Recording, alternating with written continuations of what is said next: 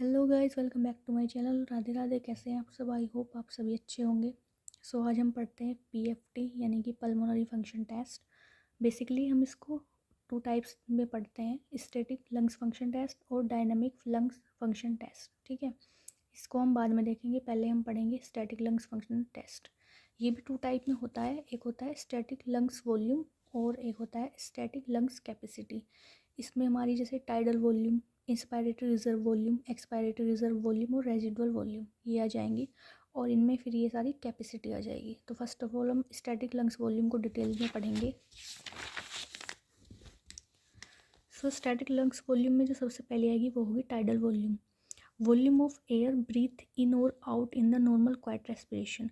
जो हम quite respiration हमारा होता है, यानी नॉर्मल जो रेस्पिरेशन हम करते हैं, ठीक है, उसे ही हम क्या बोलते हैं, टाइडल वॉल्यूम बोलते हैं। और इसकी नॉर्मल वॉल्यूम कितनी होती है, 500 ml। देन हमारा आता है इंस्पायरेटरी रिजर्व वॉल्यूम, इसे हम IRV बोलते हैं।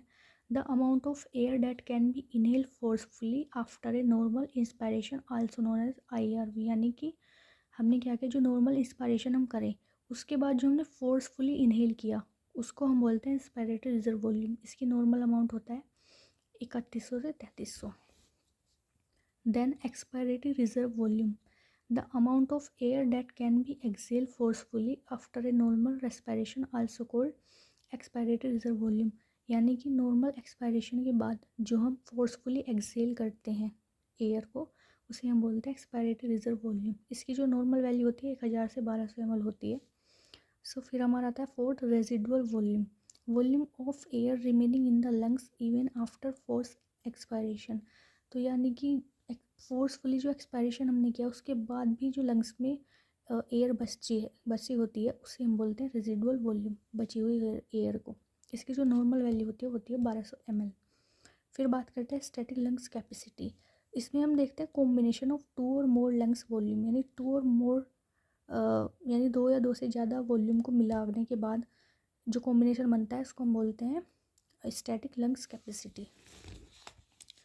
सो फर्स्ट हमारा इसमें total lungs capacity, maximum volume of lungs can accommodate और sum of all lungs volume. ठीक है, अब इसमें हम क्या करेंगे, सारी वॉल्यूम को मिला देते हैं। जैसे ये TLC यानी टोटल लंग्स कैपेसिटी, तो इसमें हम TV यानी tidal volume, inspiratory reserve volume, expiratory reserve volume और रेजिडुअल वॉल्यूम, इन सब का मिला के ये होगा 6000 ml, जो कि नॉर्मल हमारी क्या होती है, वैल्यू होती है।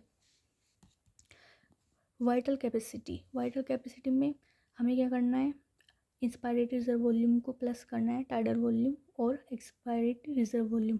अगर हम तीनों को मिला के कितना आया, 4800, तो ये हमारी क्या निकल गई, वाइटल कैपेसिटी। अगर हमें इंस्पायरेटरी कैपेसिटी निकालनी है तो हमें क्या करना है, इंस्पायरेटरी वॉल्यूम को लेंगे, टाइडल वॉल्यूम को लेंगे, इंस्पायरेटरी रिजर्व वॉल्यूम को लेंगे, उसमें हमारी क्या होगा, 500 + 3300 बराबर ये आ गया 3800 ml। फिर है फंक्शनल रेजिडुअल कैपेसिटी, इसमें क्या करते हैं, volume of air remaining lungs after normal expiration के जो बची हुई, यानी वही रेजिडुअल कैपेसिटी अगर हमें निकालनी है तो हमें क्या करना है, ERV + RV दोनों को मिला के यहाँ पे आएगा 2400, यानी expiratory reserve volume plus residual volume.